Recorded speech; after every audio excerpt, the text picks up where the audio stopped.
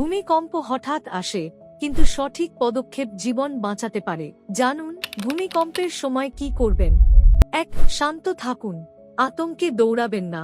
বেশিরভাগ দুর্ঘটনা দৌড়াদৌড়ির সময় হয়। ২. Drop cover hog.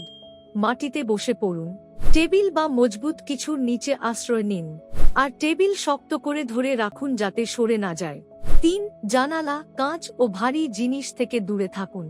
কাঁচ ভেঙে পড়ে গুরুতর আঘাত হতে পারে। ৪. বাইরে থাকলে ভবন, বৈদ্যুতিক খুঁটি, সেতু ও গাছ থেকে দূরে দাঁড়ান। খোলা জায়গা সবচেয়ে নিরাপদ। ৫. বাড়ির ভেতরে থাকলে বাইরে বের হবেন না।